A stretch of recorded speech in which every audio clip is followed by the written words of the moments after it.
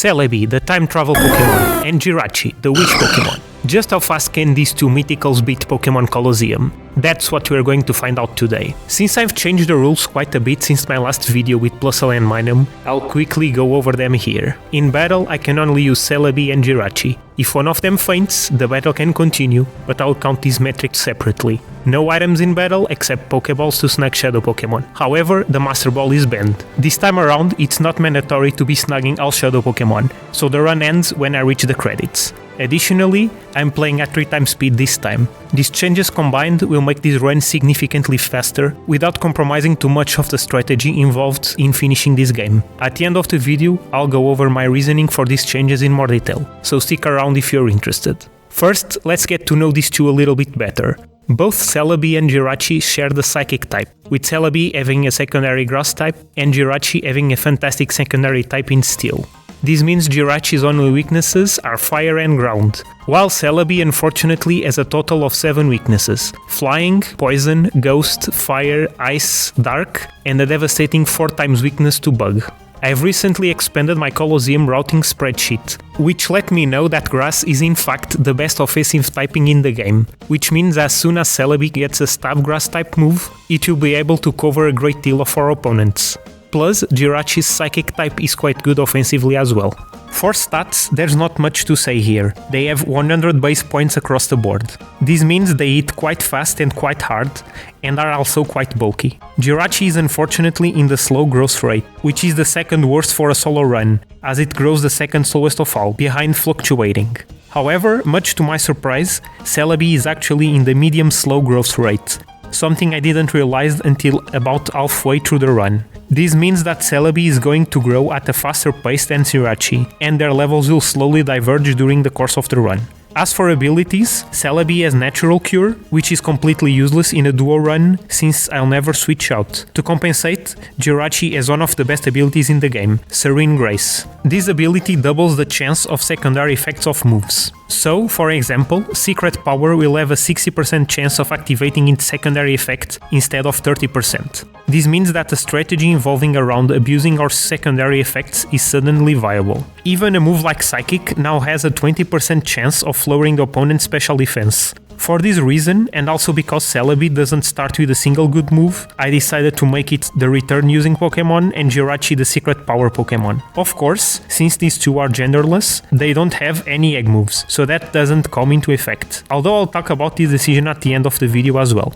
Now let's look at their movesets. Jirachi's level up moveset is defined by one move, Psychic at level 20. I cannot overstate how incredible this is for a starting move. This move alone, with effectively 135 base power, can single-handedly deal with most neutral threats against us. In contrast, the rest of Jirachi's level up moveset is rather mundane. It learns Wish, Double Edge, Future Sight, Cosmic Power and Final Doom Desire, which is Future Sight's bigger, shinier and harder cousin. In case you don't know, both of these moves work by dealing damage 2 turns after being used, and the damage is typeless, so we can't even take advantage of Sub Steel. Not that it would be useful, as Steel is one of the worst offensive types in this game, especially before Fairy was introduced. For TMs, Jirachi learns the usual fare, Sunny Day and Rain Dance, Thunderbolt, which you won't be getting since I'll not do Mount Battle, Thunder and Shadow Ball. However, compared to Jirachi's incredible Psychic, Celebi's level up moveset leaves a lot to be desired. Its best stab move is Confusion with only 50 power.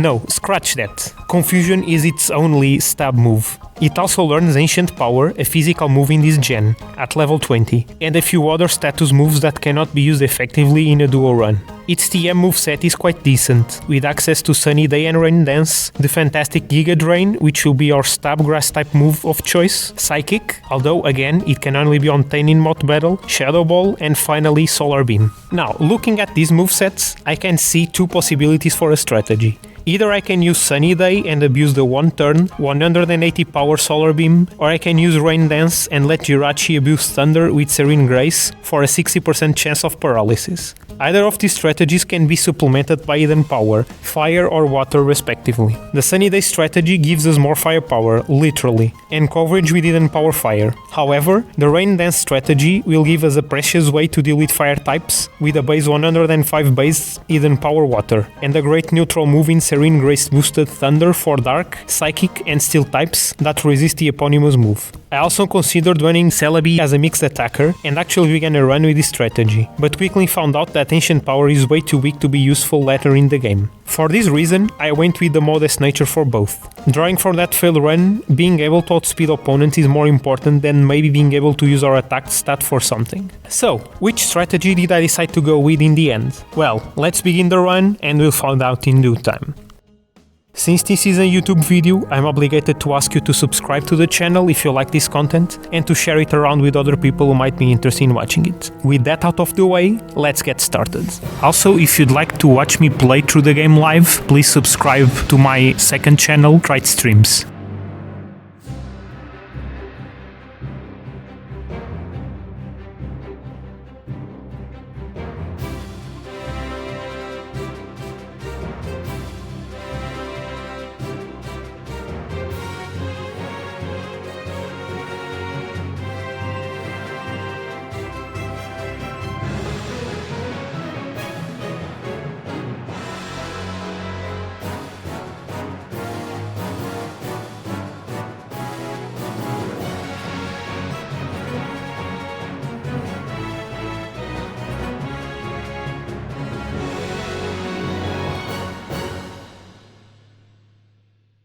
As we watch footage of the beginning of the game, you might be wondering, why pair Celebi and Jirachi together? Unlike Plusle and 𝗠𝘂𝗀𝗶𝗀𝗀, future duos might not be all that straightforward, so I'll start explaining my reasoning when appropriate. In case of our pair today, they are both mythical Pokémon with the exact same stat distribution, but that raises another possibility, Mew.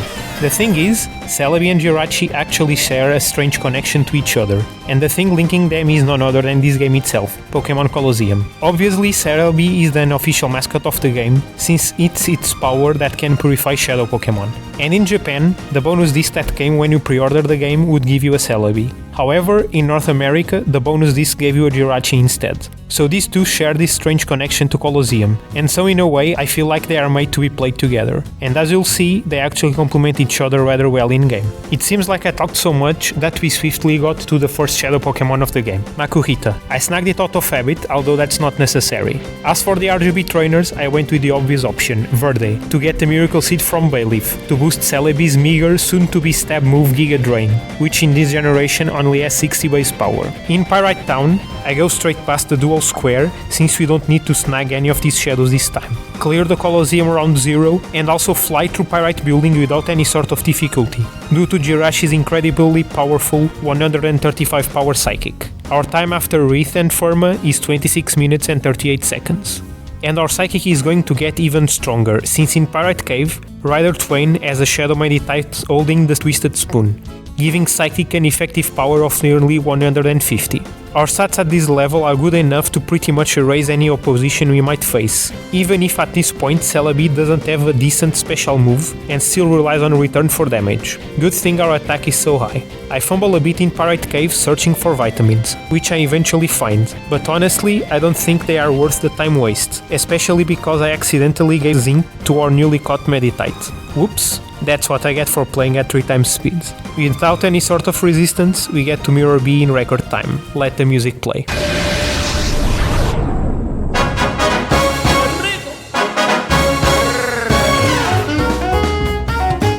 Now, I was slightly afraid of Mirror B because his Ludicolo have great special defense, and we don't have any super effective moves against them. However, I shouldn't have been that concerned, because Mirror B's team can't deal that much damage to us either, and Jirachi's Psychic is so strong that I can pretty much clear out his Ludicolo into it. Meanwhile, Celebi can effectively use its returns to deal quite good damage to Ludicolo as well, despite having an attack-lowering nature. We get a lucky crit with Jirachi on the first turn, and although it gets quite bruised by a dive, Leech Seed and later Sudowoodo's Rock Slide, we easily defeat the imitation Pokémon and his Disco Ball Master in only 38 minutes and 34 seconds. Feels good to be this fast. After Mirror B is defeated, you go do our customary grinding in Phoenix Stadium. This time around, however, our objective is not the XP, but rather the TMs we obtain from defeating each of the 4 rounds. In order, they are Rain Dance, Sunny Day, Giga Drain, and finally Solar Beam. Now, I left you hanging before about which of the strategies I would be running, so here's the answer. Sunny Day. The first big wall of the game, 𝗥𝘂𝗶𝗀, is going to once again be a problem for us, because all our moves are resisted by his quite bulky Metang. I figured the best way to get rid of him was to brute force our way through using our Miracle Seed boosted Stab Solar Beam from Celebi, with an effective power of almost 200. This move is going to be way overkill for his other Pokémon, which can be easily dispatched by Giga Drain. The Sunny Day strategy does have its flaws, because 2 of his Pokémon have fire type moves, which are boosted by the sun, but I really couldn't see any way out of this otherwise, so I'm willing to take the chance. I hesitated a bit on who to teach Sunny Day to, because, as Celebi will always outspeed Jirachi due to being at a higher level, we can't ever take advantage of a turn 1 Solar Beam. So it's indifferent who I teach Sunny Day to. Knowing that, because Jirachi's moveset was a bit more free, I decided to teach it the weather move. Speaking of Jirachi, I also teach it Double Edge, since it's going to be more useful against Metang than its quadruple resisted Psychic. On Agate, we face no problems, clearing the Cypher peons evading the Relic Shrine. As usual, Egan tries to defeat Scrub with his measly Pikachu. Comment down below if you think he can defeat him today. Well, doesn't seem like it. Seeing as we don't want to leave this poor old man at the mercy of the violent Cypher Peon, we get into a battle with Scrub. Obviously, now with Stab Giga Drain on our side, Scrub won't be an issue. Is what I would say, but I underestimated how annoying Why Not is. I KO'd Geodude and hit him on top without breaking a sweat. But right after, I mindlessly used the Giga Drain on Why Not. It survives with a tiny bit of HP, and immediately used Miracle to defeat Celebi in one fell swoop. This is the perfect opportunity to introduce my new metric, single KOs. And like resets, which force me to go back to a previous save, single KOs happen when one of my Pokémon faints, but the other is able to finish the battle alone. Anyway, even with Celebi fainted, there was nothing Scrub could do to Jirachi, and we easily KO both 𝗟𝗶𝗀𝗀 and Why Not in due time, with 59 minutes and 42 seconds on the clock. After Scrub is cleared, we go shopping for vitamins. I hesitated a bit on whether I should give them Carbos, so they could outspeed Entei, but after checking our speed, I ended up giving Celebi and Jirachi 3 calcium each. Next, we do the climb up Mount Battle without a single problem with Giga Drain on our side, which was refreshing to say the least after the 2 sewer rats got stuck here. At the top of Area 1, we face the second boss of the game, 𝗥𝘂𝗶𝗀𝗀.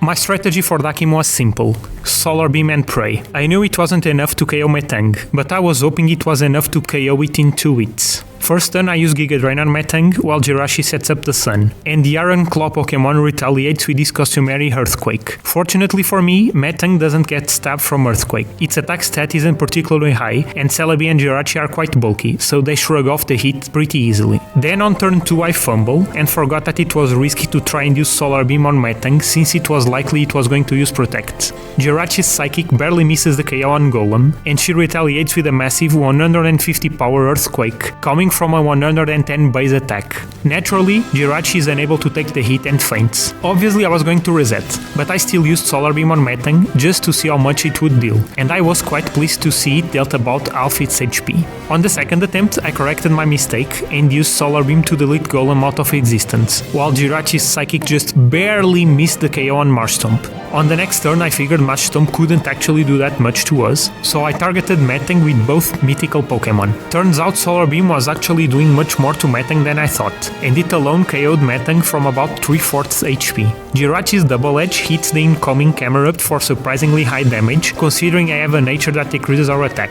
I hesitated a bit on who to attack next, but I used Celebi to KO Camerupt, and Jirachi's Psychic hit the incoming Entei for about half HP. This of course left Jirachi wide open to Marshtomp's Mudshot, which almost takes us out, but at this point there was nothing 𝗥𝘂𝗶𝗀𝗀 could do to us. Celebi's resisted Solar Beam is enough to take the legendary beast out, which we thankfully outsped, and despite the double speed drop from Mudshot, Jirachi still moves faster than the Mudfish Pokémon, finally taking him out and giving us a hard-fought victory. Our time is 1 hour and 15 minutes. Afterwards, we purify Makuhita to advance the plot, visit the mystery lab, which you cannot go in yet. Seriously, why do we have to come here? Anyway, we nab the elevator key from the sleeping Wreath in the Pyrite jail, and finally make our way down the Under, the land of dreams. Here, we make a beeline for the shop to buy Hidden Power, and this is the moment where I reveal what my Hidden Power type is. But, wait, what's this? Why am I buying TM25 Thunder and why am I teaching it to Jirachi? Well, dear viewer, I must apologize. I actually lied to you earlier. Actually, we are not running a sunny day strategy. Or rather, we are not running only a sunny day strategy. We are actually running both sunny day and rain dance. That's right, I decided to do the most ridiculous thing ever and have both weather conditions on my moveset. What convinced me that this was a viable strategy was the realization that Thunder has an incredible 60% chance of paralysis with Serene Grace. Jirachi's Psychic is very powerful, yes, but unfortunately it cannot hit dark types at all, meaning the Wish Pokémon could wish all it wanted, but it would be a sitting duck against Rider Dylan upon 𝗟𝗏𝗀𝗀𝗀𝗀, unless I use Double Edge, which... no. Furthermore, Electric can hit a lot of our most annoying foes for neutral or super effective damage, which will be essential to clear the game, as you'll see. For the same reason, I decided to go with Hidden Power Water, which not only is boosted by Rain Dance, but will also be the answer to one of our most dangerous foes, 𝗟𝗶𝗀𝗀𝗀𝗀 and her team of fire types. The other option was, of course, Hidden Power Fire, but I was so afraid of this one trainer that I decided to take the risk and not learn it. If only I kept the double Hidden Power rule. Or if only they could learn a fire type move by level up. Anyway, with all this talk, we did all the under errands and completely ignored 𝗟𝗶₀𝗀𝗀𝗀's Cloak and Dagger, since we don't need to snag Ledian, get the hard disk from Silva, also leaving him in the jail in the process, and proceed to the third Cypher admin, Venus.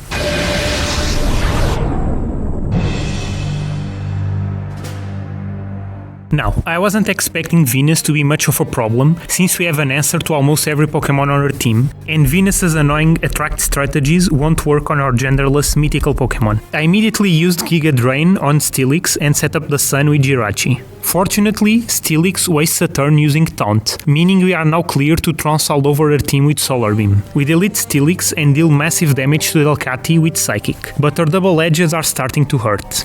Psychic erases the Poison-type Vileplume next, and, clearly fooled by the rage induced by 𝗟𝗏𝗏𝗀𝗏's attacks, Celebi crits with Solar Beam for the knockout. Out comes Bayonet, who we are weak to, and Suicune, who's a sitting duck for a Grass-type Time Traveler, and its Solar Laser Beam. Psychic doesn't quite get the KO on the Marionette Pokémon, who retaliates with a powerful Shadow Ball that KOs the weakened Celebi. It's Jirachi's turn to avenge its partner, which it does on the very next turn. That's another single KO for Celebi, but a win for us. That's 1 hour and 24 minutes, just below 10 minutes after Dakim. We collect the precious rare candy on the studio and proceed down the under subway after healing. You'd expect we'd have an easy time here considering we aren't snagging any shadows, but against bodybuilder Lonia, we actually face a fairly difficult battle. We don't have any super effective moves against her, her Mask Rain paralyzes Jirachi right away, and her Piloswine manages to come out and use Dig against Jirachi, which KOs it. Naturally, Celebi managed to avenge it next turn, but that's another completely pointless single KO. We once again play hide and seek with Venus on the Shadow Liner,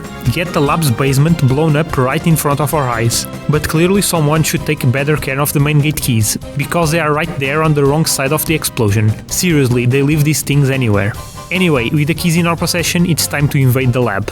In the little side shed, we grab the only PP ups of the entire game, using 1 on Psychic and 2 on Giga Drain to give us more PP to work with. In the lab, I was a bit worried about the researchers, all of whom have electric types, which we have a poor matchup against. It's especially bad against the Magnemite line, which resists all of our moves except Hidden Power Water. This comes into play against Researcher Koran, whose Electrode and Magneton manage to paralyze Jirachi and take a good chunk of our HP using Thunders. Right after, due to my own display, we get caught by Researcher Odlow, who also has Magnemite and Magneton, but this one is much less threatening and we defeat him without issue. If only we had Hidden Power Fire. Because we don't have to worry about snagging any shadows, we proceed to the rest of the lab at breakneck pace. Is what I would say, but 𝗟𝗶₀𝗀𝗀𝗀𝗀 has a team of dark types, which we have a terrible matchup against. Even worse, she has a Nuzleaf, which resists or is immune to every one of our moves, something I forgot about when I used Psychic on it. Oops. Thankfully, Nuzleaf just sets up with Growth, so in the next turn I risk a Thunder on 𝗟𝗏𝗀𝗀𝗀, which missed, while Celebi uses Giga Drain on the wily Pokémon, taking around 2/3 of its HP. Celebi gets hit by a Scary Face, lowering our speeds, and a feint attack from Nuzleaf, which fortunately isn't dealing too much. In the next turn, we finally do what we should have done at the beginning, which is to set up Rain Dance. However, I completely missed the speed drop on Celebi, meaning our Thunder on 𝗟𝗏𝗀𝗀𝗀 only has 70% accuracy. Thankfully, Thankfully, it hit and dispatched the fish easily. This rain dance setup left us completely exposed to Nuzleaf's feint attack, which crits, dealing massive damage to Celebi. Fortunately, a 100% accurate Thunder and Giga Drain on Nuzleaf is enough to win us the battle. Now, for real this time, we cleared the rest of the lab without incident with Psychic and Giga Drain spam. That is, until we meet researcher Cotton, who has a pretty decent team of electric types. We have a weather battle against Electrode, who sets up Rain Dance while we use Sunny Day to replace it. Jirachi takes a serious beating from all the Thunder spam, but we manage to survive. Against Scrub, I didn't play around with his 𝗟𝗶𝗀𝗀 like I did with his baby form before, leaving it for the end so we could be 2-on-1 against it. But Celebi's Solar Beam crit, so we won anyway. With the lab cleared, it's time for the final Cypher admin, 𝗂𝗂𝗀𝗋.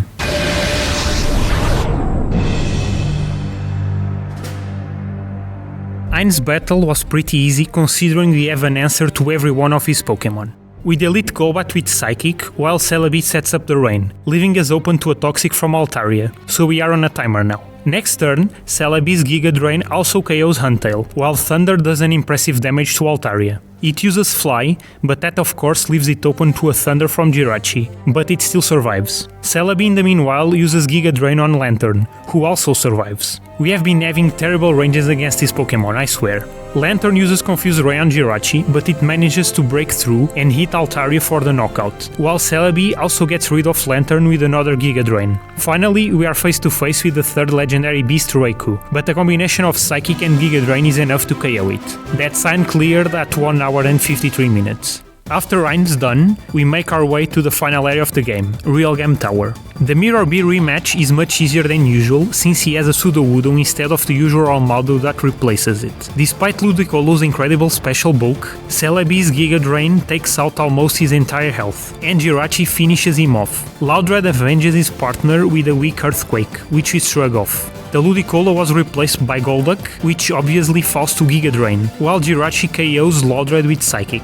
Finally, we polish off the severely underleveled Sudowoodo with Giga Drain, while Jirachi's Psychic and Celebi's Giga Drain on the next turn gets rid of the last Ludicolo. Easy battle. Next is Dakim, the eternal problem in Colosseum runs. However, this rematch is usually easier than the first battle because we have many more options. Once again, our ranges aren't that favorable, and we just barely missed the KO on Claydol with Giga Drain, while Jirachi's Psychic left Flygon at low yellow HP. Because of these bad ranges, we get punished by a double 𝗟𝗏𝗀𝗀𝗀, which KOs Jirachi, leading to our second reset. On our second attempt, he started with Fortress, which I predicted would use Protect, so I got rid of Claydol with both our Pokémon. I figured Flygon was the most dangerous of the two, so once again I focused my attacks on it. Fortress takes the chance to use 𝗟𝗏𝗀𝗀𝗀, which crits on Jirachi, dealing about a third. I missed the Protect on Fortress, leading to a wasted turn by Jirachi, but Whiskash is absolutely deleted by Celebi's Giga Drain. Out comes Entei again, but our HP water completely washes it away, and Jirachi retaliates Fortress's earlier crit with one of our own, finishing the battle. We face no problems with the two Cypher peons guarding Venus's and 𝗂𝗂𝗋's room, so let's keep straight to the Diva's battle. Now, this Venus is quite annoying because she loves to use status inflicting moves. Neither Psychic nor Giga Drain KOs her Raichu and Misdreavus, and we get Paralysis and Confusion on Jirachi and Celebi respectively. Celebi can't move because of Confusion, and because of Paralysis, Raichu moves faster than Jirachi, confusing us with Sweet Kiss. After a few more turns of us not moving, we finally get rid of Raichu with Celebi, but the battle quickly spirals out of control as Jirachi gets hit by flamethrowers from Wigglytuff and can't move due to Paralysis and Confusion, eventually fainting. Celebi is stuck on its own, so I decided to take the reset here, figuring I couldn't last much longer while taking poison damage. In the rematch, I don't play around anymore and immediately get rid of Misdreavus. Bellossom can only use Sludge Bomb on Celebi, so I keep targeting the incoming mons, getting rid of Raichu and then Wigglytuff with a crit in quick succession. Jirachi's Psychic then heals off to the incoming Suicune. Bellossom finally poisons Celebi, but there's nothing they can do to us now, with Giga Drain easily dispatching Suicune. Venus tries to resist, using a rare full restore on Bellossom, but Jirachi's incredible Psychic manages to KO it. Next off, 𝗂𝗂𝗋𝗀.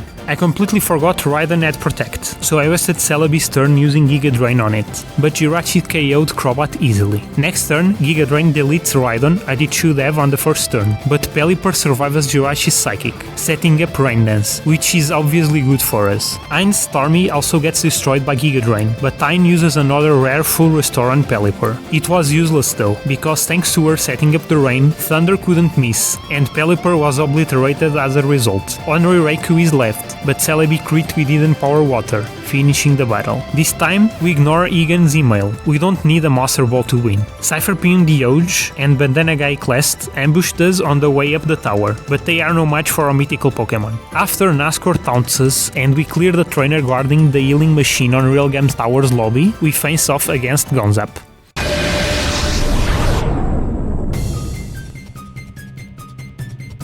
I honestly underestimated our former boss severely. The battle starts off decently well, with us setting up the rain and KOing 𝗂𝗏𝗀𝗀𝗀 with a 100% accurate Thunder. However, out comes Shiftry, and remember how Nuzleaf fought the problem before? Well, we still have no good move against Shiftry, and Pinsir's massive Earthquake takes off half of Jirachi's HP. Our best move against it is Thunder, which takes out an uninspiring amount of its HP, and Pinsir obviously wasn't KO'd by Celebi's Giga Drain, and his Earthquake finishes Jirachi off. Shiftry's Shadow Ball punishes the weak Celebi, which obviously couldn't handle the rest of the battle alone. That's our fourth reset. Going into the second battle, I was slightly concerned because I thought maybe we'd need to train more. This time, we started with Hariyama and Shiftry, and I definitely didn't want to take Hariyama's Earthquake, so I got rid of it using Psychic, while Celebi set up our ever so important Rain Dance. Obviously, Shiftry's inevitable Shadow Ball took a massive chunk of Celebi's HP, and I was so concerned that I miscalculated and used HP Water on Shiftry, which obviously was a bad option, because Giga Drain would deal almost the same amount as Drain boosted HP Water, but it would restore our HP. Thunder almost KOs Shiftry, but then Pinsir punishes us with a massive Earthquake,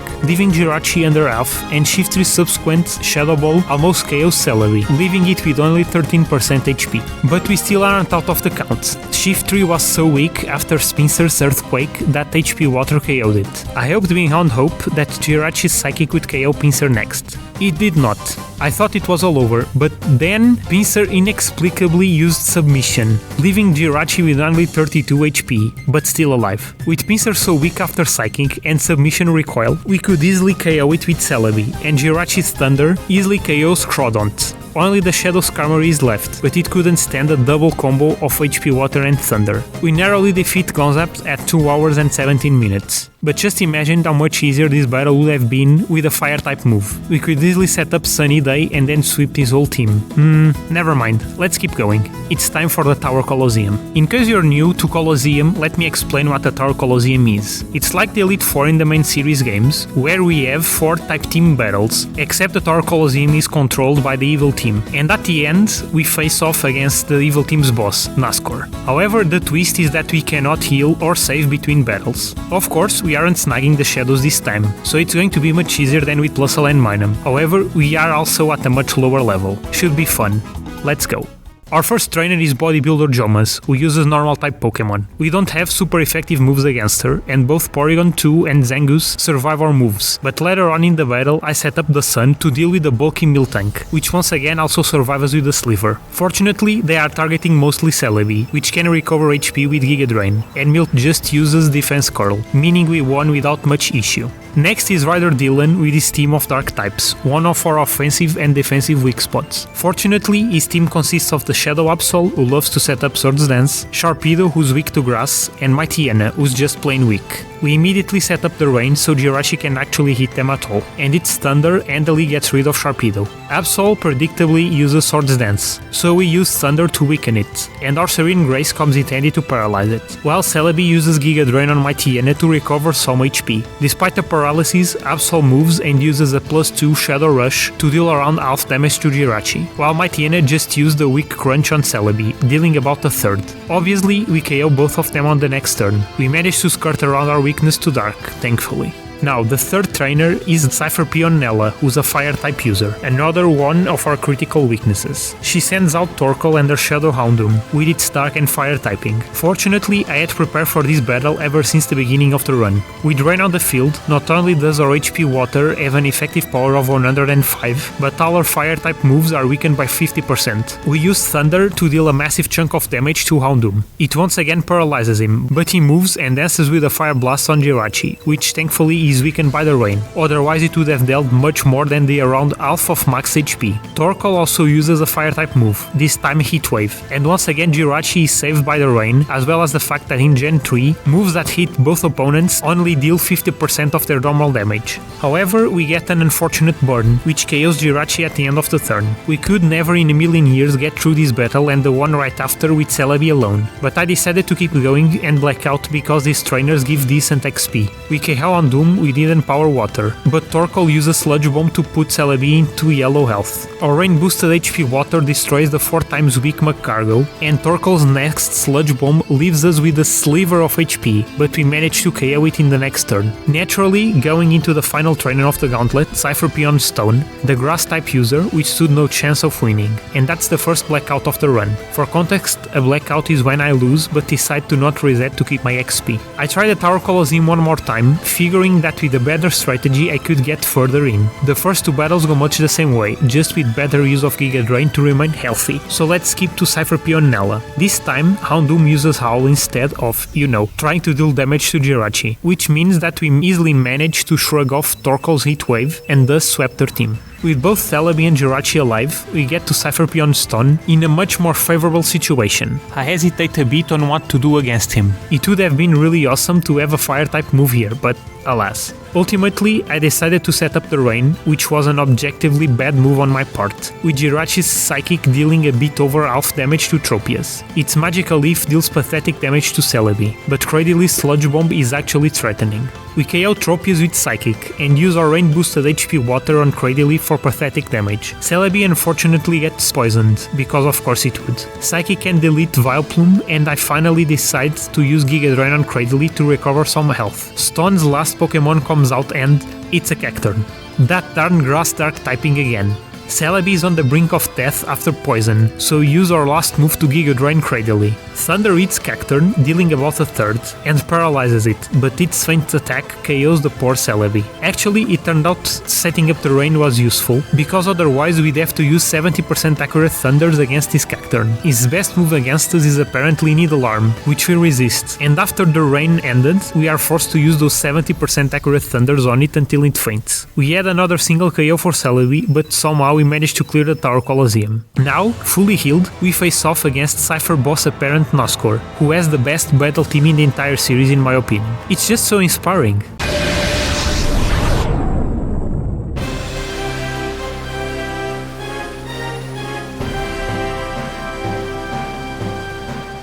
Anyway, I wasn't too confident going into this battle, and for me it was more of a probing battle rather than an actual attempt. He opens with Dusclops and War Rain. I set up the rain, apparently forgetting that Celebi also deals great damage to our rain, and KO it with Thunder. Dusclops confuses us, which makes us miss our HP Water on Blaziken. Jirachi's Psychic deals just over half to Dusclops, which is also very annoying.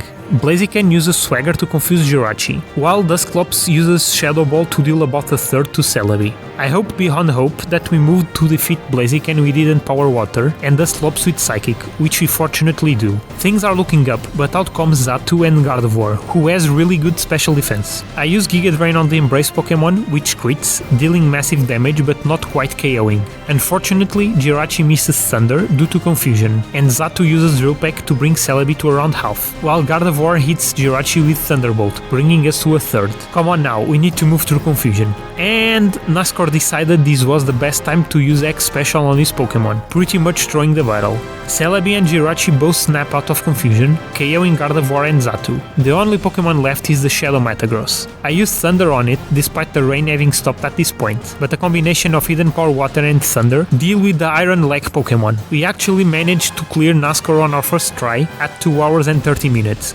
Incredible performance. But wait, the run's not over yet. In the most unexpected twist of the franchise, the affable mayor of Hinak was actually the leader of Cypher all along. Now it's time to battle the final boss of the game, 𝗟𝗏𝗀𝗀𝗀𝗀. 𝗟𝗏𝗻𝗀𝗀? I don't know.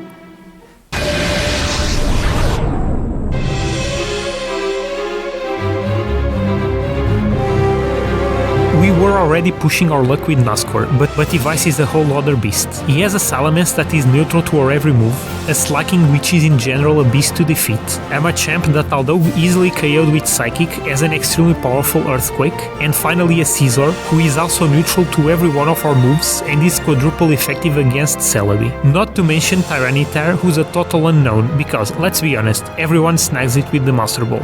And the cherry on top is that this team is a massive 7 levels above Nuzlocke, uses X attacks and stat boosting moves, can dish out powerful earthquakes and other coverage moves, and also is Slowking as skill swap, which he will use on his Slaking given the chance. That's a lot of rotten cherries on this cake. There's a reason this team is legendarily difficult, and it's honestly a fluke that we defeated him on the first try with the Sewer Rats. With Jirachi a whole 10 levels below his leads, we stood no chance. Jirachi's Thunder deals a paltry 3rd max HP to Salamence, and its Aerial Ace chops off half of Celebi's HP, while Machamp crits to KO Jirachi, and the battle is over then. Thankfully, 𝗟𝗏𝗻𝗀 is so nice to us that he lets us keep the entire Tower Colosseum before him and get back to him right away. I should have taken the hint from the first battle that we should have gone training, but attempted 3 more times to probe for ranges and stuff like that. In the second attempt, Scizor is the lead. He sets up with X attack while Jirachi's Psychic on Salamence deals just over half.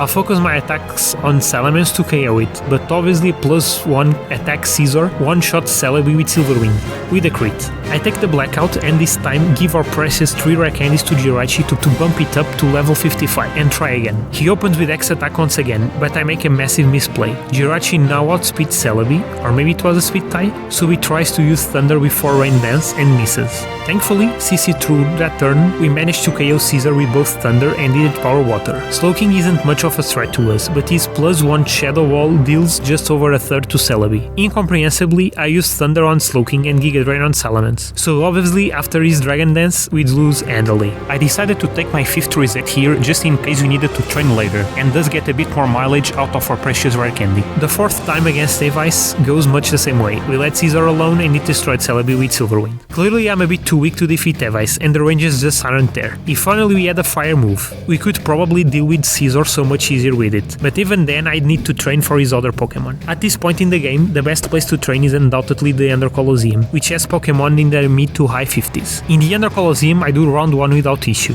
but take a Blackout in the round 2 finals against Chaser Divas, do 2 again, a Fortress taking out Jirachi and then Celebi, getting stuck confused, poison, and taking damage from Fire Spin against a Ninetales. Here we take our 4th Blackout. On the next attempt I get a bit lucky with the Pokemon Order and narrowly defeat her. All this training got us boosted to levels 59 for Celebi and 58 for Jirachi after the rare candy. We get back up the tower and start the final battle at 2 hours and 59 minutes, so will we be able to end the game before 3 hours are over?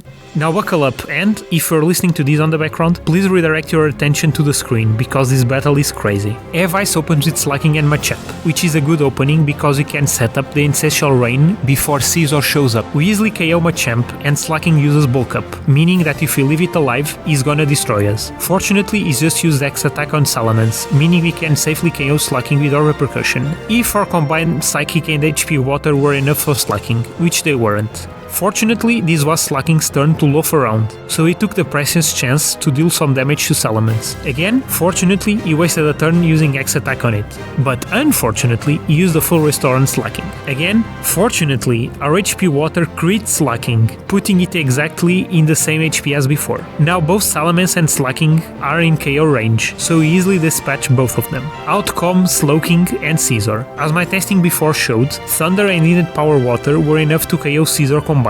At this point, we regained control of the battle, but there's still that unknown last element, Tyranitar. It sets up an internal sandstorm as it comes in, which means Jirachi now cannot do much of anything. I decided to replace the sand with the rain, with Jirachi hitting itself after Slowking's Water Pulse confuses us. And then comes the true upset of this already quite insane battle. Tyranitar used Blizzard. Now, because Blizzard hits both opponents, its damage is halved, so for a millisecond I wasn't too worried it would deal too much damage. But then Blizzard freezes Jirachi. Now, Because Blizzard can hit both opponents, the chances of getting at least one freeze are a bit higher than normal, but it's still around 13.5%, including the chance to miss.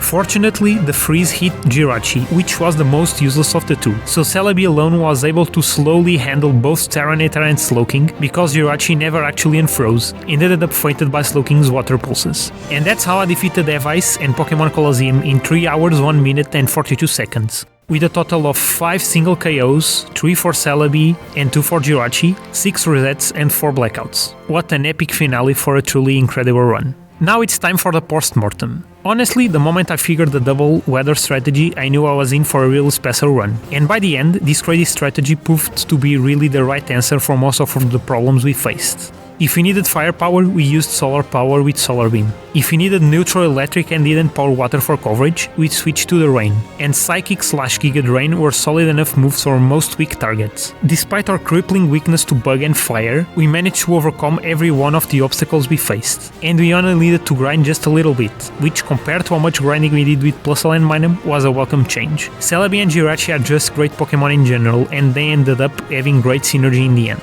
I'm sure that with better movement, less mistakes, more luck and better planning, we could easily beat this game in around 2 hours and 30 minutes with these two. In case you are curious, here are all the splits and the number of resets, blackouts and single KOs, which will serve as our benchmark for future runs. With all that said, thanks for making it to the end of the video. Feel free to follow me on Twitter, where I often talk about my strategy for these runs. Link is in the description. Also, don't forget to subscribe to catch future runs if you haven't already. See ya!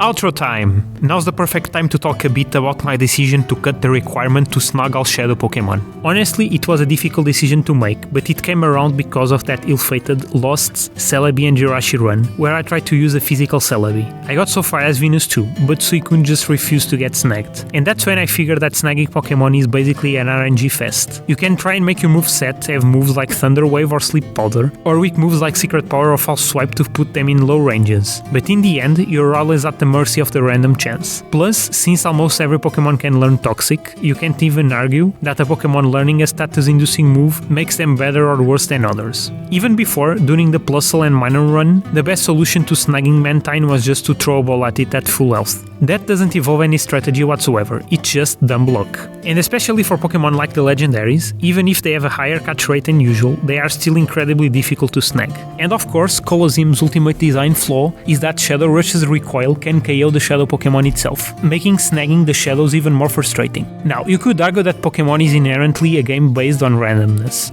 But that randomness in battles makes the games fun, and it synergizes with the strategies you can make around the Pokemon you use. For example, using Serene Grace to boost Thunder's chance to paralyze is fun. Throwing myself at an obstacle over and over again, and not being able to strategize or grind my way out of it is not fun either for me or for you, the audience. The reason I wanted to snag the Shadows was because it's the main part of Colosseum's unique gimmick, but honestly, doing it with Plusle and Minun was enough. That said, I'm still not done tinkering with the format. In fact, we can get all the way to Agnol the Deep King without snagging every shadow, but doing the post-game would be tedious and time-consuming. So let me know in the comments if you want to see me tackling the Deep Colosseum in future runs as well. Another change I want to make is to the egg moves. For obvious reasons, Celebi and Jirachi don't learn any egg moves, which technically puts them at a disadvantage compared to non-legendary Pokemon. You could argue that they are legendaries, so that makes them already quite powerful. But then other generalist Pokemon are still at a disadvantage for no reason. So, in future runs, I'm going to allow either an egg move or a move to turn move from Emerald. This might be a bit arbitrary, but honestly, none of these moves are particularly overpowered, so I think it's fair to expand the options Pokemon have. Plus, Colosseum and XD already give crazy moves to their shadows, so it's in the spirit of the game. Now, that makes me wonder, how would Celebi and Jirachi fare using move to turn moves? Let's see here. Celebi learns Swords Dance? Interesting. So how about Jirachi? Oh no. No!